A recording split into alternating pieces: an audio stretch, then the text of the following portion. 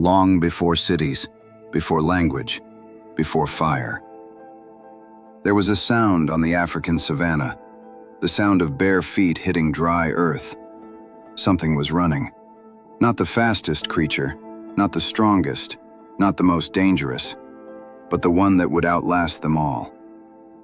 This is the story of how a small, fragile primate conquered every corner of the earth and invaded time itself. 6 million years ago, deep in the forests of East Africa, our ancestors dropped from the trees and stood upright for the first time.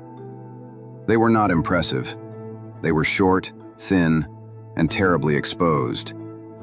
Every predator on the savanna was faster. Every set of jaws was stronger. The odds were stacked catastrophically against them. But standing on two legs freed their hands. And free hands changed everything. Australopithecus wandered the grasslands in small, vulnerable bands. They ate what they could find. They scavenged what the lions left behind. They died young, and they died often. But they did not die out. Something inside them refused to quit. Generation after generation, they pushed further, survived longer, and grew just a little bit smarter. Then came the breakthrough that rewrote the rules of survival.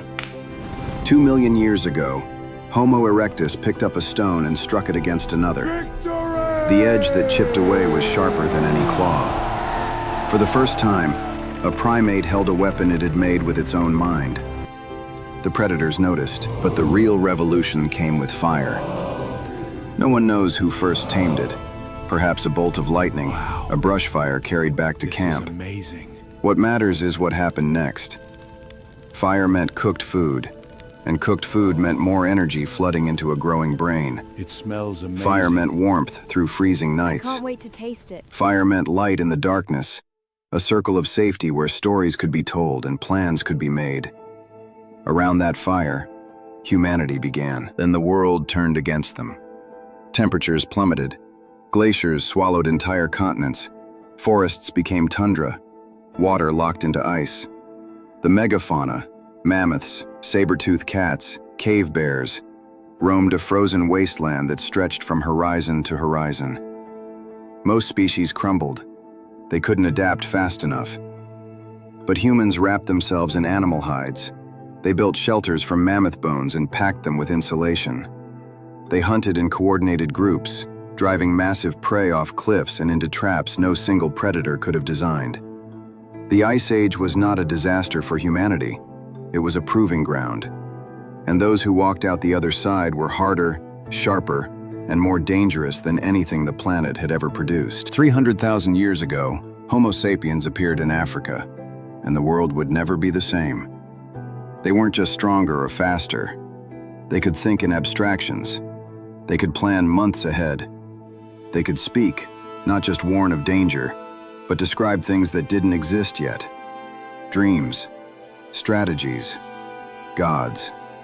They painted on cave walls. They buried their dead with flowers. They carved figures from ivory and traded them across hundreds of miles. They formed tribes, then nations of tribes, bound not by blood alone, but by shared belief. Every other human species, Neanderthals, Denisovans, Homo erectus, eventually vanished. Only sapiens remained. Not because they were the most brutal, but because they could cooperate on a scale no other creature had ever achieved. So how did humans invade time? Not with speed, not with strength, not with fangs or claws or venom. They did it with a spark in the darkness, a sharpened stone, a word whispered across a campfire. They did it by refusing, over millions of years, through ice and famine and extinction-level catastrophe, to disappear.